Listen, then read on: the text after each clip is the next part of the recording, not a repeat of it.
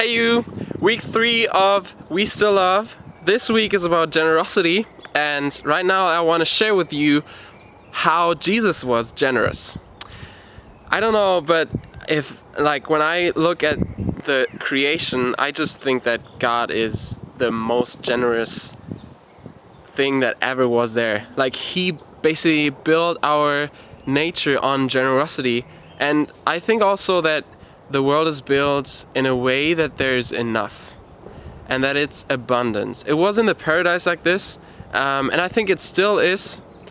But the thing is that we humans decided to make it unequal, and I think that this is what we do.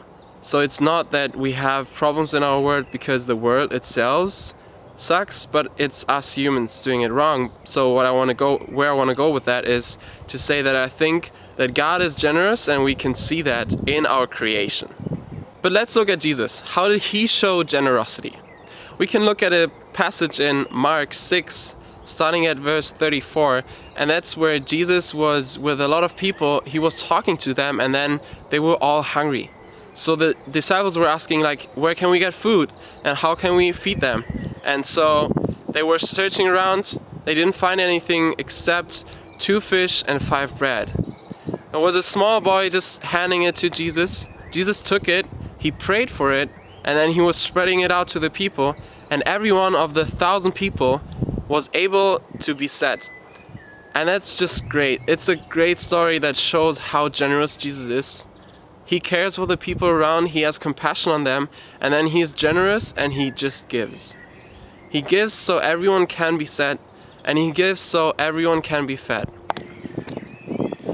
But looking at the story, Jesus was not the only one who was generous. It was also the boy. He didn't have a lot. He only had 2 fish and 5 bread, but he gave it to Jesus. He trusted Jesus, that Jesus can feed the people and that Jesus can feed him.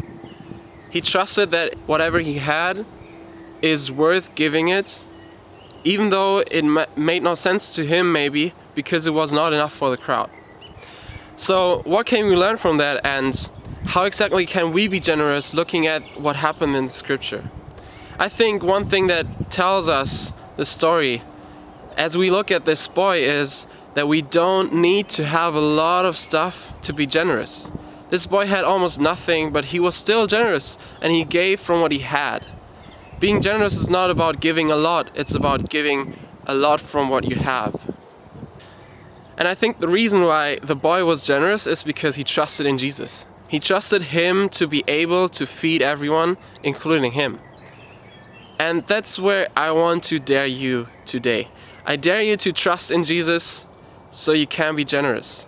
Trust him and hope in him, because he can satisfy you and others. And then as you trust in him, you can give freely of what you have, because you know he will provide for you as he provides for others. With that being said, have fun, and I'm excited to discover with you in the next days how generosity can look like.